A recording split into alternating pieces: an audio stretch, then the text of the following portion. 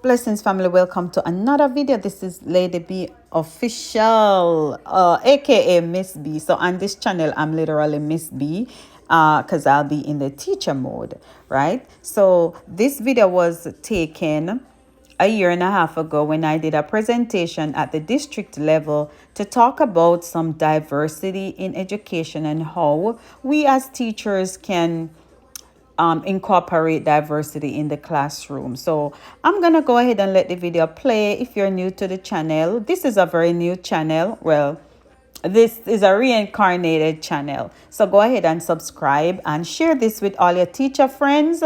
And there are some things that can be used for not just teachers but professionals and probably the man on a day-to-day basis. All right, so let me know what you guys think. Remember, drop a like and a share on this video. Talk about engaging minds. All right, let's go through the list. Planning for equitable learning. The first one, choose aligned curricula to prioritize learning. Organize and internalize instruction. Plan for opportunities to advance student learning. Science of learning and development, acronym SOLD. System of support, social and emotional development. Supportive environment, and over here we have a little picture of how to serve educational equity. So that's in this book, and you start with your meal planning and prep, not even your appetizer. So the first thing is, how do you plan? It's all about how do you view and practice equity in your classroom, and it goes around for a full meal. So right here you have the course 1, course 2, course 3. Course 1 is the soup, course 2 appetizer, course 3 salad, the course 4 is the main course, and the dessert. And it won't put me on.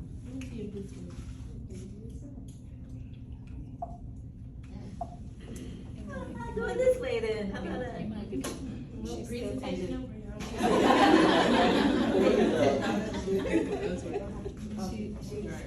Warm demander, okay, warm demander. So this is the next topic. Teachers expect great things from their students, convince them of their own brilliance, and help them reach their potential in a disciplined, structured environment.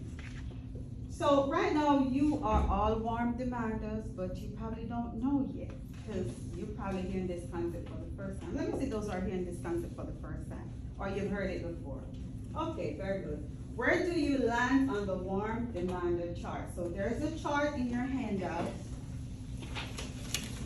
And with this chart, you're gonna take a couple minutes and you're gonna read through it to see where you land on the chart.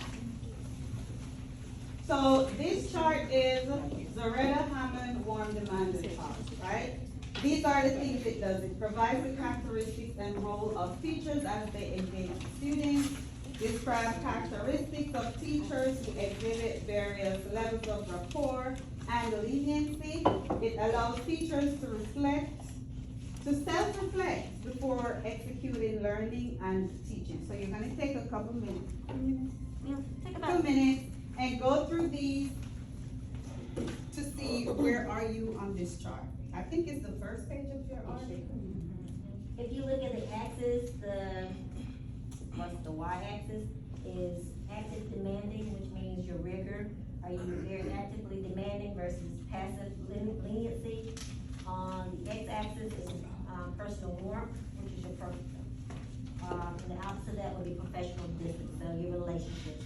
So if you think rigor in relationships, those are your axes.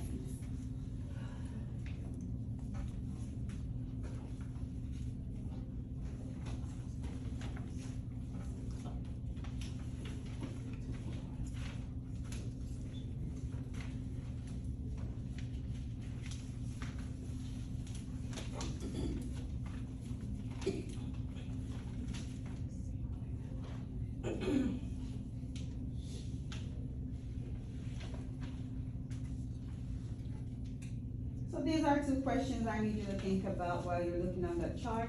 Where might you find yourself consistently on this chart, and what impacts might it have on student learning?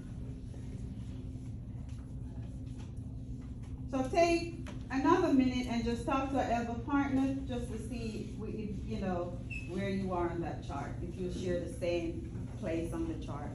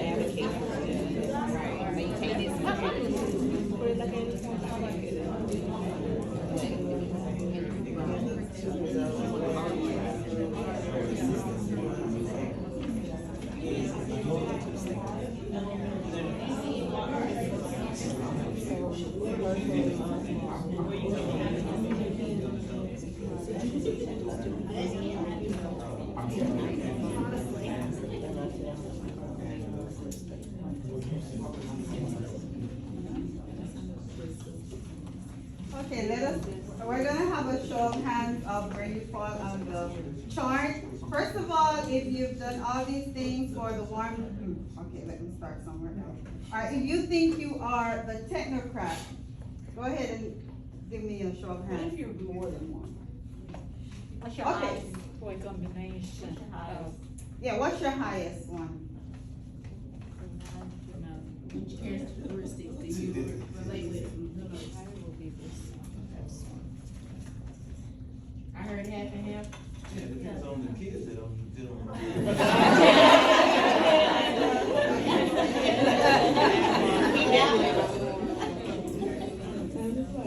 So if you fall in the technocrat, and then typically you have high relationship, you have, high rigor, your classes tend to push, but you have a low relationship. So that might be a teacher who says something like, well, I taught the lesson, they should have learned it. You know somebody like that, If you scored in the elitist, then that means you have low relationship and low rigor. So you might hear a teacher say something like, well, I signed up to teach kindergarten. All this other stuff, I don't know about that. I didn't sign up for that. You've heard these things before. I'm just like laughing. If you're in the sentimentalist, then you typically have high relationship but low rigor. So you might say something like, well, my babies just can't do that. They're not ready for that. Or you might hear something, oh, bless their heart, they're trying so hard. But a warm demander, a teacher who's in warm demand. Did anybody really feel like they were warm demanders? Because I think she's right. More of you are warm demanders than you probably think. You just hadn't heard the term. So a warm demander is going to have high relationship and high rigor. You a cold demander. Ooh. So a warm demander may say something. If you're in middle school or high school, they may have high order questions. So they may say something like, how would you explain this to a kindergarten student? Or what may be another way to look at this? They're going to ask us higher order questions. Could you put this into categories for me? So the idea is to push the envelope to add rigor and at the same time show the kids that you care. Because what's the old adage? Kids don't care how much you know until they know how much you what? Care. And that's one of them. Oh, I'm clear again, sorry. How to be a warm demander. If you think you're not one, then these are some things you can think about. Believe in the impossible. Build trust. Teach self-discipline and embrace failure.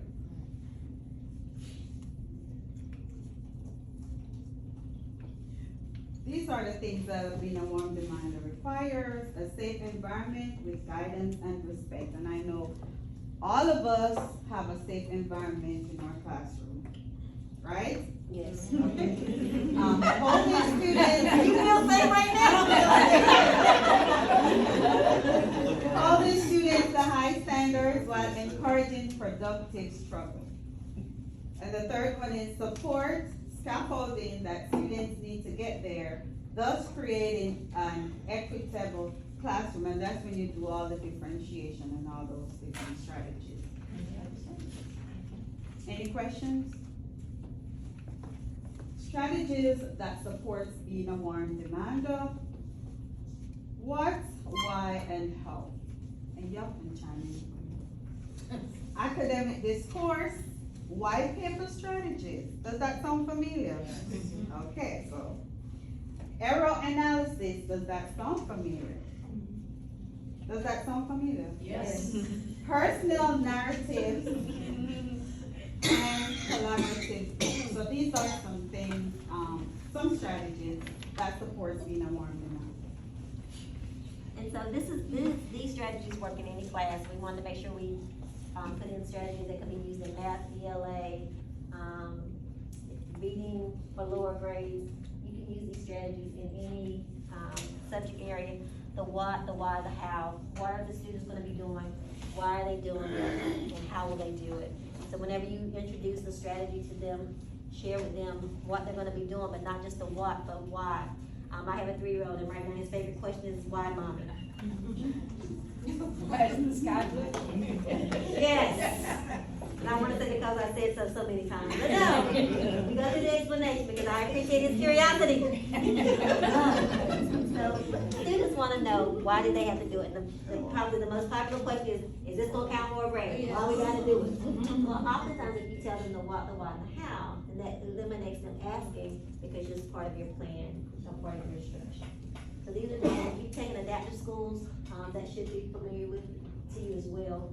So we're not reinventing anything. These are things you already do, but breaking it down for them helps to be more equitable, and it engages their mind to think about it.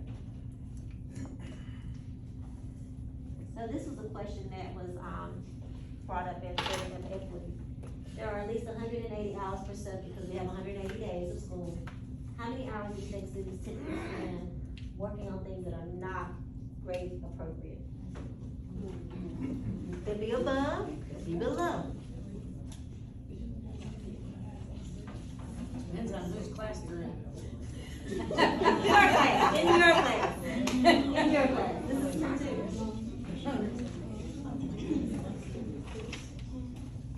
How many hours do you think?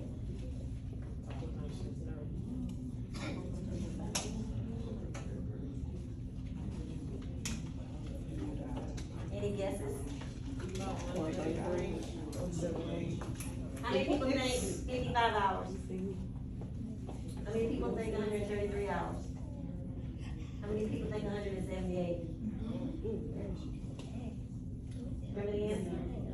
Anybody think 0, that if every teacher teaches on content? No. No, okay, so I didn't, that's why I said. The answer is 133. That is very high. But guess what? At the end of the year, they take the same EOG. So with that, we're gonna talk about whether you should remediate or celebrate. Because if you spend 133 hours remediating, I'm not gonna be ready for EOGs. So based on your current experience, which side of the chart resonates with you the most and why? So look at, okay, yeah, it's in your pocket.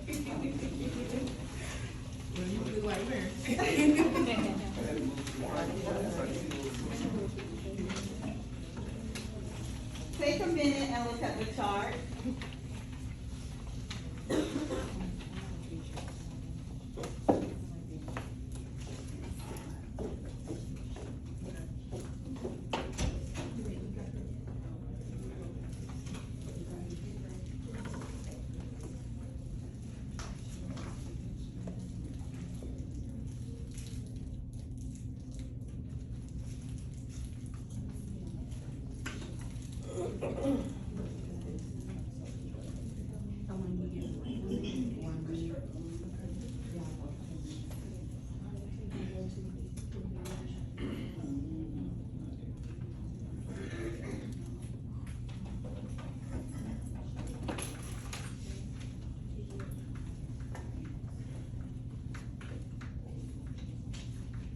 All right, anyone wanna tell us what side of the chart they resonate with, or their school even?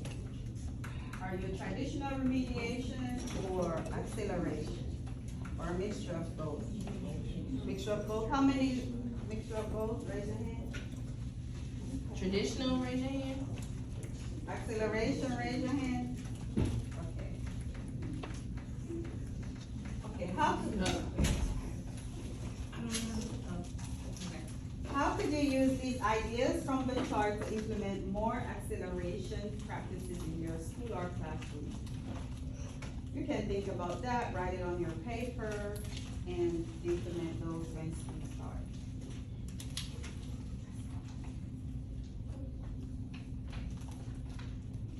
So, we have what is called SWOT analysis.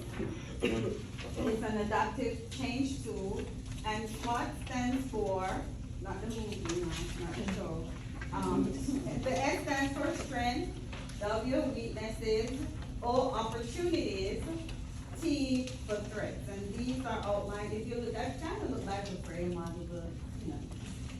For strengths, what strengths do I have in meeting students' needs? How do I successfully accelerate students' learning? In what ways do I provide equitable instruction for all students? So those are the things you ask those are the questions you ask yourself. Weaknesses, where would I like to improve my efforts to help all students find success? Opportunities, what opportunities are open to accelerate students' learning? What trends, resources could I take advantage of as I consider the educational equity needs of my students? And how can my students benefit from those opportunities? And the threats, you're gonna ask these questions. What factors are potential threats? Threats include factors beyond my control that could risk helping students meet their goals. That's another question, that's the same. All right, then the next question you ask yourself, what contingency plan can I put in place should these threats occur? This is something for you to do in your PLC. This is not something for you to do with your students per se. This is an opportunity for you to reflect, thinking about your lesson plans and the things that you're going to implement. What might be some things that you need to be mindful of? So if you have a strategy that you want to use, what might be some pitfalls that you hadn't thought of? This is just a way to put your thoughts down, help you capture your thoughts and ideas before you implement it. And it's a nice conversation tool to have with your PLC or your regular or your department. I'm sorry we're rushing, but we want to get you back up into the gym, so we're going to skip ahead to our last one. So, well, I'm going to talk about community and different community barriers. Community is a group of individuals who share a common goal, and some community barriers can be like any factors that prevent the group from achieving the goal or exchanging ideas, messages, or any kind Something of. outside, because I have claustrophobia and I cannot get it. Oh. I like your answer. That's why I'm here. Send me the window. You're part of the green thing, right? The color is the green. I know, you wanna know why I came over here? Why? Because, He's a first of all, my group left.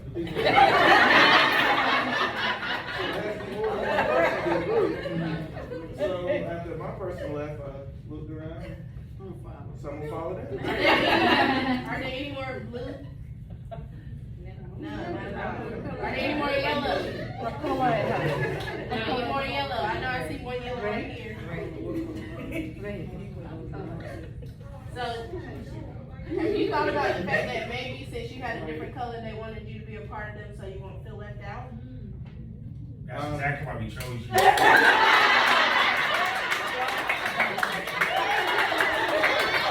I can't leave you out there like that. That's very important. Alright, thank y'all for I got to So know. how are we supposed to go? Okay, so the idea of this was to experience Y'all go. You can. biases and inclusion. Because sometimes people are biased because their skin color is different. Yeah. Some people Let me know what you think about my presentation. Listen, if you're new to the channel, remember, subscribe, share, and like. Send this to all your teacher friends and any professionals and even anybody who wants to know more about these type of conversations. All right, bless up on yourself and stay tuned.